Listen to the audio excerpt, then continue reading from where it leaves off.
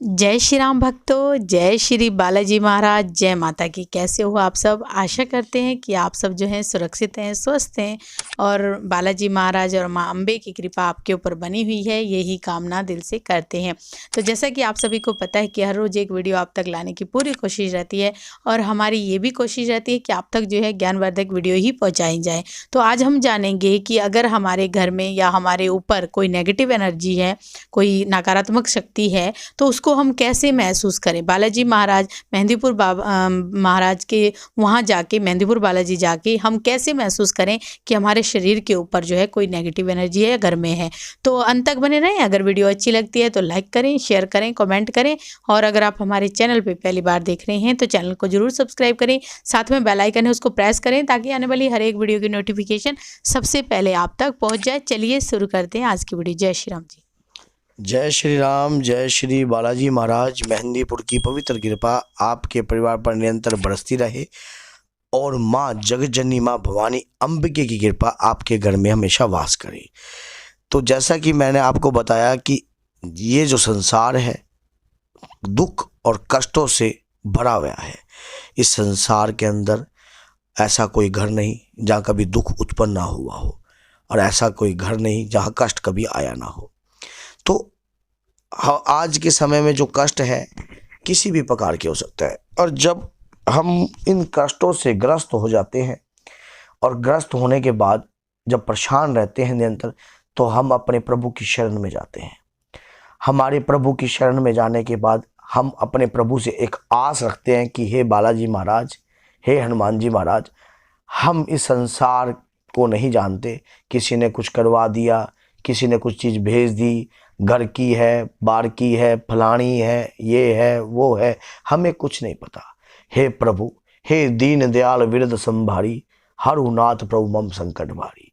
हे प्रभु, मैं आपकी शरण में आया हूँ और मैंने यहाँ पर सुना है कि आते रंक हैं, आते भिखारी हैं, लेकिन बन जाते हैं राजा। कैसे? वो क्यों होता है इतना परिवर्तन? कब होता है? कब क्या होता है? क्या कौन से ऐसे कर्मों के अनुसार होता है? जब मेहंदीपुर की पवित्र कृपा आपके परिवार के ऊपर होने लग जाती है, तब किसी भी प्रकार की करा कराई, ओपरी पराई, उचाटन, मारासन, तंत्र, अघोर, चंडी, माँ मसाणी, माँ विद्याएं या कोई भी ऐसी चीज़ें होती हैं आपके ऊपर हैवी होनी नहीं होती हैं। मतलब हैवी होती ही नहीं है। क्यों? क्योंकि आपके अंदर जो है अतुलित बल के धाम का बल आने लग जाता है। आपके घर में जो प्रभु हनुमान जी महाराज की कृपा जब घर में आने लग जाती है तो ये नेगेटिव एनर्जियाँ कोसों दूर भागनी ही भागनी पड़ती है। एक म्यान में एक ही तलवार रहेगी। हनुमान जी की कृपा आएगी तो ये छू मंतर होएगी। अब जो लोग मेहंदीपुर बालाजी जा रहे हैं उनके मन में जब वो मेहंदीपुर बालाजी जाते हैं, वो ये एक बार मन में इस प्रकार के विचार रखते हैं कि हम मेहंदीपुर की पवित्र कृपा मान लो धरती पर चले गए, लेकिन हमें हुआ कुछ नहीं। कई बारी ना होने के कारण ये होता है कि आप मेहंदीपुर में होते हो, संकट आपका घर होता है किसी दूसरे व्यक्ति के ऊपर, समझ गए। और कई बार ऐसा होता है कि हम जैसे कि कई लोग कहते हैं मेहंदीपुर बालाजी हुआ भाई, वहाँ दर्शन करा, जाके दर्शनों कटने से तेरे रोग कट जाएंगे। कई बार हम जाते हैं लेकिन हमें थोड़ा सा उठाव होता है, लेकिन अगली बार के लिए हम जाते ही नहीं है। तो वहाँ लोग कई बार जाते हैं तो मन में ये रहता है कि हमें तो कुछ होया नहीं, जैसे दूसरों को हो रहा है ऐसे हमारे को नहीं हो रहा। मन में इस प्रकार के विचार भी कई बार उत्पन्न होते हैं। मैं उन विचारों के ऊपर आज बात कर रहा हूँ, उन नेगेटिव विचारों के ऊपर जो कई बार मन में जिस जगह जिस स्थान पे हम चले गए और उस स्थान पे जाने के बाद इस प्रकार के विचार कई बार हमारे अंदर उत्पन्न होते हैं। कई व्यक्ति ऐसे जाते हैं कि मेरी पत्नी का सिर तो भारी हुआ था लेकिन कुछ ऐसा आया नहीं। तो ऐसे विचार जो हैं कई लोगों के मन में चलते हैं और उन विचारों का जो बारे में उनको जब तक ज्ञान नहीं होगा तब तक उन्हें कुछ पता नहीं होगा। भैया, अगर आप सोच रहे हो कि आप इतने दूर का सफर तय करके आए हो और सफर होने के बाद आपके शरीर में थकान है, तो वो नॉर्मल नहीं है। वहां पे अगर सिर का भारी होना भी नॉर्मल नहीं है, मन में उल्टी का आना भी नॉर्मल नहीं है, शरीर कंधे भारी होना भी नॉर्मल नहीं है, शरीर पर वजन रहना भी नॉर्मल नहीं है, वहां पर अगर और वहां पर घर में या कोई बिजनेस में जैसे कोई आपकी पति पत्नी में खिंचाव होना भी नॉर्मल नहीं है, या फिर उसी दौरान लेडीज का मेहंदीपुर की धरती पर अगर उसको 10 दिन पहले मेंसेस आई है और मेहंदीपुर की धरती पर पहुंचते ही मेंसेस आ रही है तो वो भी नॉर्मल नहीं है। तो वहां पर जो कई प्रकार के कार्य हैं जो नॉर्मल नहीं है, क्योंकि जब पवित्र धरती पर आप पैर रखोगे तो संकट को घबराहट हो जाती है, खलबली मच जाती है। तो क्यों मच जाती है खलबली? जैसे कूदे लंका में, जैसे जैसे कूदे लंका में बजरंग बली, मच गई खली बली। तो उसी प्रकार से क्या है, जब संकट जो हमारे शरीर पर होता है, जब संकटधारी वहां पहुंचता है और गदाधारी आगे मिलता है तो उसी हिसाब से उसकी छू मंतर हो जाता है। तो वो भागने को होता है, उसी समय उसको बेचैनी लग जाती है, कहाँ जाऊं, मन के अंदर एकदम उचाटपन उठता है, बस चला जा, अभी निकल यहाँ से। कई व्यक्तियों के मन में ऐसा आता है, मेहंदीपुर में चले तो जाते हैं किसी के कहने से, धक्के से, और फिर कहते हैं कब जाना है, तो वो फंस जाते हैं। वो नहीं फंसते, संकट फंस जाता है, वो बेचारा कहता है कब जाएगा, क्योंकि यहाँ तो गदाधारी है, या तो वो जिसने एक बार होता जो अतुलित बल का धाम है, जिसकी बल की कोई सीमा ही नहीं है, जिन्होंने 100 योजन समुद्र पार कर दिया, उनके बल वो संकट कहाँ संभाल पाएगा। हाँ, वो संकट तुम्हारे घर के ऊपर तो राजा बना पड़ा है, लेकिन जब आप जाते हो अपने परमात्मा की शरण के अंदर, श्री हनुमान जी महाराज की शरण के अंदर, तब उसकी नहीं चलती, तब खलबली में मच जाती है।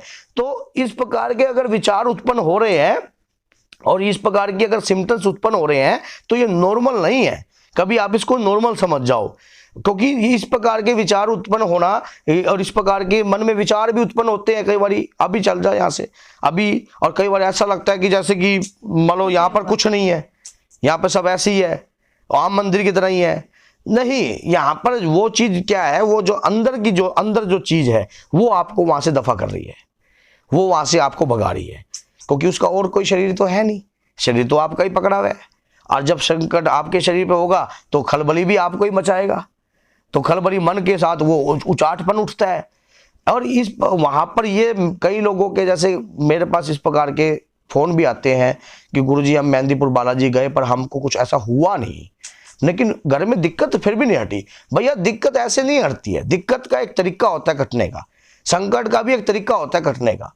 उस तरीके को उस समझने को आपको समय लग जाता है, क्योंकि आप तो जब इस चीज को नहीं समझ पाए, इतनी सी बात को भी नहीं समझ पाए कि मैं इस धरती पर आते मेरे को उचाट क्यों हुआ, तो आप संकट को कहां से समझोगे।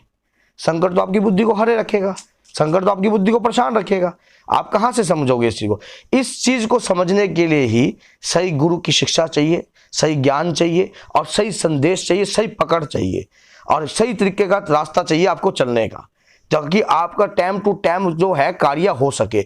और एक दिन में कभी इतिहास नहीं रचा जाता, इतिहास रचने वाले जो है अपने जीवन का बलिदान भी बहुत देते हैं, त्याग देते हैं, और हम का अपने लहसुन प्याज तक को तो त्याग नहीं सकते। जब हम मेहंदीपुर चले जाते हैं, हाँ वहां पर कई व्यक्ति हैं जो हम वीडियो भी देख लेते हैं, कुछ भी 41 दिन के प्रेज कर लेते हैं, सोचा भाई संकट कट गया, और उसके बाद फिर संकट मानो कट गया और फिर भी दिक्कत की नुए कह मैं तो मेहंदीपुर भी हो आया, मैं तो मेहंदीपुर भी चला गया, लेकिन संकट फिर भी नहीं कटा।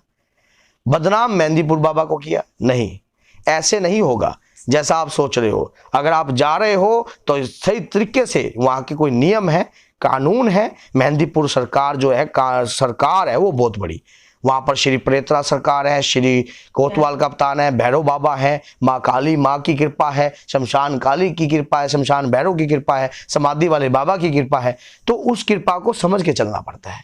उस कृपा को समझने के समझ ही नहीं आती कि सिस्टम क्या है। मैंने ये कुछ संकेत आपको बताए हैं और ये संकेतों को आप अपने अंदर जहन में उतार लीजिए, क्योंकि अगर मेहंदीपुर जा रहे हो और जाने के लिए सोच रहे हो तो इस प्रकार के ये बहुत ही ज़्यादा आवश्यक जानकारी आपके लिए है। तो बोलिए जय सीताराम, जोर से नारा लगाना चाहिए आपको, क्योंकि जब कोई राम नाम अति मीठा है हो, राम नाम अति मीठा है, कोई गा के देख ले, श्री राम आ जाते हैं, भगवाधारी आ जाते हैं, कोई बुला के देख ले। बोलो जय सीताराम, जय सीताराम, जय माता की।